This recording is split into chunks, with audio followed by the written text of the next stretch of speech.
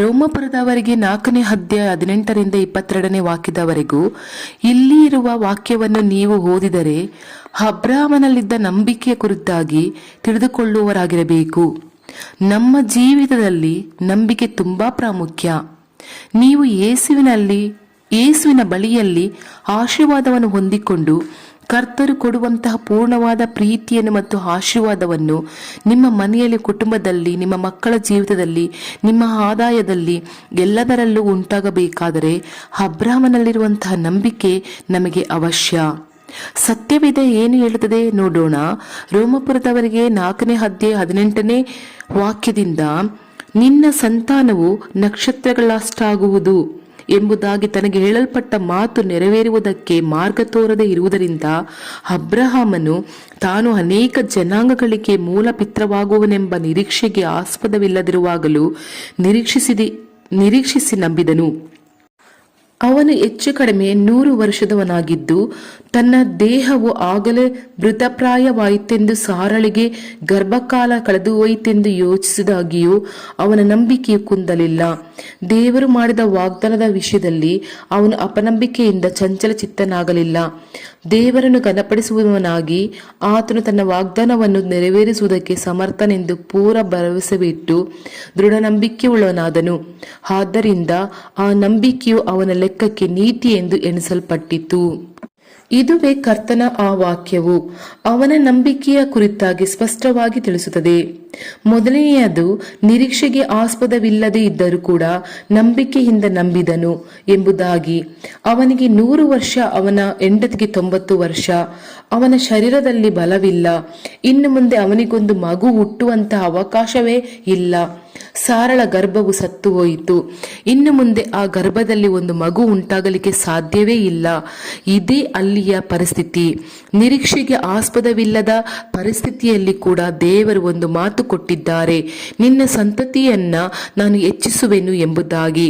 ಸಾರಳ ಗರ್ಭದಲ್ಲಿ ಒಂದು ಮಗು ಹುಟ್ಟುತ್ತದೆ ಎಂಬುದಾಗಿ ಅದನ್ನ ಅವನು ನಂಬಿದನು. ನಂಬಲಿಕ್ಕೆ ಆಗದ ಪರಿಸ್ಥಿತಿ, ಆದರೆ ಅದರ ನಂಬಿಕೆಯಿಂದ ಕರ್ತರ ವಾಗ್ದಾನುಕನುಸಾರವಾಗಿ ನಂಬಿದ. ಅಲ್ಲಿ 19ನೇ ವಾಕ್ಯದಲ್ಲಿ ಅವನು ನಂಬಿಕೆಯ ನಿಮಿತ್ತ ನಂಬಿಕೆಯಲ್ಲಿ ಬಲಹೀನನಾಗಿರಲಿಲ್ಲ. ಚೆನ್ನಾಗಿ ಗಮನಿಸಿರಿ ಪ್ರೀತಿ ದೇವರ ಮಕ್ಕಳೇ, ಅನೇಕರು ನಾವು ನಂಬಿಕೆಯಲ್ಲಿ ಬಲಹೀನರಾಗಿ ಹೋಗುತ್ತೇವೆ. ಆದ್ದರಿಂದಲೇ ಆಶೀರ್ವಾದವನ್ನು ಹೊಂದಿಕೊಳ್ಳಲಿಕ್ಕೆ ಆಗುವುದಿಲ್ಲ. ನಂಬಿಕೆಯಲ್ಲಿ ಬಲಹೀನರಾಗಬಾರದು. ಶರೀರದಲ್ಲಿ ಕೆಲವೊಮ್ಮೆ ಬಲಹೀನತೆಗಳು ಬರಬಹುದು, ಹೋಗಬಹುದು. ಆದರೆ ನಮ್ಮೊಳಗೆ ನಂಬಿಕೆ ದೃಢವುಳ್ಳದಾಗಿರಬೇಕು. 20ನೇ ವಾಕ್ಯದಲ್ಲಿ ದೇವರ ವಾಗ್ದಾನದ ಕುರಿತು ಅವನು ಅಪನಂಬಿಕೆಯಿಂದ ಸಂದೇಹ ಪಡದೆ, ಕರ್ತನ ವಾಗ್ದಾನದ ಕುರಿತಾಗಿ ಸಂಶಯ ಪಡದೆ, ಆ ನಂಬಿಕೆಯೊಂದಿಗೆ ದೇವರು ಮಾಡಿದ ವಾಗ್ದಾನವನ್ನ ನೆರವೇರಿಸಲು ಶಕ್ತನಾಗಿದ್ದಾನೆ ಎಂಬುದಾಗಿ ಪೂರ್ಣ ನಿಶ್ಚಯದಿಂದ ನಂಬಿ ದೇವರನ್ನ ಮಹಿಮೆಪಡಿಸಿ ನಂಬಿಕೆಯಲ್ಲಿ ಶಕ್ತನಾದನು. ನಾವು ಹಾಗೆ ಇರಬೇಕು. ದೇವರು ಅದನ್ನೇ ಬಯಸುತ್ತಾರೆ. ಹಾಗಾದರೆ ಈ ರೀತಿಯಾಗಿ ನಂಬಿಕೆಯಲ್ಲಿ ಬಲಹೀನರಾಗಿ ಇರಬಾರದು, ನಂಬಿಕೆಯಲ್ಲಿ ಶಕ್ತರಾಗಿ ಇರುವವರು ಆಗಿರಬೇಕು. ನಿಮ್ಮ ಅಗತ್ಯಕ್ಕಾಗಿ, ನಿಮ್ಮ ಆತ್ಮಿಕ ಜೀವನಕ್ಕಾಗಿ, ನಿಮ್ಮ ಮಕ್ಕಳ ಭವಿಷ್ಯ ಕಾಲಕ್ಕಾಗಿ, ನಿಮ್ಮ ಸ್ವಂತ ಕಾರ್ಯಕ್ಕಾಗಿ, ನಿಮ್ಮ ಮಕ್ಕಳ ವಿವಾಹ ಕಾರ್ಯಕ್ಕಾಗಿ, ಒಂದು ಕೆಲಸ ನಡೆಯಬೇಕು ಎಂಬ ಒಂದು ವಿಷಯಕ್ಕಾಗಿ, ಅಥವಾ ನಿಮ್ಮ ವಿವಾಹ ಕಾರ್ಯ ನಡೆಯಬೇಕು ಅಂದ್ರೆ ಇನ್ನು ಹೆಣ್ಣು ಸಿಗಲಿಲ್ಲ, ಇನ್ನು ಗಂಡು ಸಿಗಲಿಲ್ಲ ಎಂಬ ಕೊರಗು ಇಲ್ಲದೆ ದೇವರ ವಾಗ್ದಾನವನ್ನು ನಿಮ್ಮಲ್ಲಿ ಇಟ್ಟುಕೊಂಡು ಅದನ್ನು ಪುನಃ ಪದೇ ಹೇಳುತ್ತಾ, ದೇವರ ವಾಗ್ದಾನ ಹೀಗಿದೆ, ಯೇಸುವೆ ನೀವು ಹೀಗೆ ವಾಗ್ದಾನವನ್ನು ಕೊಟ್ಟಿದ್ದೀರಾ, ನೀವು ಖಂಡಿತವಾಗಿ ನನಗೆ ಮಾಡೇ ಮಾಡುತ್ತೀರಾ. ಅಬ್ರಹಾಮನು 100 ವರ್ಷದಲ್ಲಿ ನೀವು ಮಗುವನ್ನು ಕೊಟ್ಟಿದ್ದೀರಾ, ನನ್ನ ವಯಸ್ಸಿಗೆ ಖಂಡಿತವಾಗಿ ನೀವು ಮದುವೆಯನ್ನು ಮಾಡೇ ಮಾಡಿಸ್ತೀರಾ ಅಂತ ಆ ಒಂದು ನಂಬಿಕೆ ನಮ್ಮಲ್ಲಿ ಬಂದು ಬಿಟ್ಟರೆ ಯಾರು ಏನು ಹೇಳಿದರೂ ಕೂಡ ನಮಗೆ ಅಪನಂಬಿಕೆ ಬರುವುದಿಲ್ಲ. ಇನ್ನೊಂದು, ಗರ್ಭದ ಫಲ ಸಿಗಬೇಕು. ಹೌದು, ನಮ್ಮಲ್ಲಿ ಗರ್ಭಫಲ ಇಲ್ಲದೆ ಇದ್ದರೂ ಕೂಡ ಖಂಡಿತವಾಗಿ ದೇವರು ನಮಗೆ ಗರ್ಭಫಲ ಕೊಡುತ್ತಾರೆ. ಸಾರಳಿಗೆ 90 ವರ್ಷಕ್ಕೆ ಮಗುವನ್ನು ಕೊಟ್ಟಿದ್ದಾರೆ ಅಂತಂದ್ರೆ ನಿಮಗೆ ಕೊಡುವುದಿಲ್ಲವೇ? ಖಂಡಿತವಾಗಿ ನಿಮಗೆ ಗರ್ಭಫಲ ಸಿಗುತ್ತದೆ. ಈವನ್ ನಾನು ಕಣ್ಣಾರೆ ಕಂಡಿದ್ದು 22 ವರ್ಷ ಆಗಿದೆ ಮದುವೆ ಆಗಿ, ಅವರಿಗೆ ಪಾಪವನ್ನು ಯೇಸು ಕೊಟ್ಟಿದ್ದಾರೆ. ಹಾಗಾಗಿ ಖಂಡಿತವಾಗಿ ನಿಮಗೂ ಕೂಡ ಮಗುವನ್ನು ಕೊಡುತ್ತಾರೆ, ನಿಮಗೂ ಕೂಡ ಮದುವೆ ಆಗುತ್ತೆ, ನಿಮ್ಮ ಸಾಲದ ಸಮಸ್ಯೆ ಬದಲಾಗುತ್ತದೆ. ಈ ಅದ್ಭುತಗಳನ್ನು ದೇವರು ಮಾಡಬೇಕು, ಅವರು ಪೂರ್ಣವಾಗಿ ನಮ್ಮ ಕುಟುಂಬವನ್ನು ಆಶೀರ್ವಾದಿಸಬೇಕು ಎಂದರೆ ನಂಬಿಕೆಯಲ್ಲಿ ಸ್ಟ್ರಾಂಗ್ ಆಗಿರಬೇಕು. ಸರಿ, ಹಾಗಾದರೆ ಅವನ ಪರಿಸ್ಥಿತಿಗಳನ್ನು ನೋಡದವನಾಗಿ ಕರ್ತರನ್ನ ಅವನು ಪೂರ್ಣ ನಂಬಿದರಿಂದ ಅವನ ನಂಬಿಕೆಯನ್ನು ನೋಡಿ ಕರ್ತರು ಅವನನ್ನು ನೀತಿವಂತನೆಂದು ಎಣಿಸಿ ಆ ನಂಬಿಕೆಯನ್ನ ಘನಪಡಿಸುವ ಹಾಗೆ ದೇವರು ಅದ್ಭುತ ಮಾಡಿದರು ಎಂಬುದಾಗಿ ಬೈಬಲ್ನಲ್ಲಿ ನೋಡುತ್ತೇವೆ.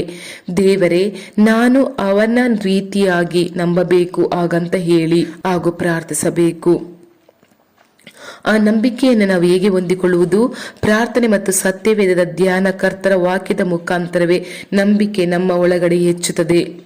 ರೋಮಪುರದವರಿಗೆ 10ನೇ ಅಧ್ಯಾಯ 17ರಲ್ಲಿ ವಾಕ್ಯವನ್ನು ಕೇಳುತ್ತಾ ನಂಬಿಕೆಯುಳ್ಳ ಮಾತುಗಳನ್ನು ಕೇಳುತ್ತಾ ನಂಬಿಕೆ ನಮ್ಮ ಒಳಗಡೆ ಹೆಚ್ಚುತ್ತದೆ. ಹಾಗಾದರೆ ಸತ್ಯವೇದ ವಾಕ್ಯವನ್ನು ಓದಬೇಕು, ಪ್ರಾರ್ಥಿಸಬೇಕು. ಆಗ ನಮ್ಮ ಒಳಗಡೆ ನಂಬಿಕೆಯಲ್ಲಿ ದೃಢವುಳ್ಳವರಾಗಿ ಮಾರ್ಪಡುತ್ತೇವೆ. ದೇವರು ಕೊಟ್ಟಂತಹ ವಾಕ್ಯವನ್ನು, ಆ ವಾಕ್ಯವನ್ನ ಕೇಳಿ ಹೇಳಿ ನಾವು ದೇವರನ್ನು ಸ್ತುತಿಸಬೇಕು.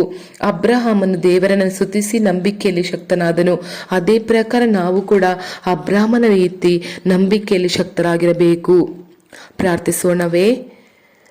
ಪ್ರೀತಿಯ ತಂದೆಯೇ, ಸ್ವರ್ಗದಲ್ಲಿ ಆಸೀನರಾಗಿರುವ ಪ್ರೀತಿಯ ಯೇಸುವೆ, ಸ್ವರ್ಗದ ತಂದೆಯೇ, ಅಪ್ಪ, ಅಬ್ರಹಾಮನು ನಂಬಿಕೆಯಿಂದ ಹೇಗೆ ಬಾಳಿದನೋ ಕೊನೆಗಾಲದಲ್ಲಿ ಕೂಡ ನೀವು ನನಗೆ ಮಗುವನ್ನು ಕೊಡುತ್ತೀರಾ ಎಂದು ನಿಮ್ಮ ಮೇಲೆ ಎಷ್ಟು ಇದ್ದನೋ ಪ್ರೀತಿಯಿಂದ ಇದ್ದನೋ ಅದೇ ಪ್ರಕಾರ ನಾನು ಕೂಡ ನಿಮ್ಮ ಮೇಲೆ ಪೂರ್ಣ ನಂಬಿಕೆಯಿಂದ ಇಟ್ಟಿರ್ತೇನೆ.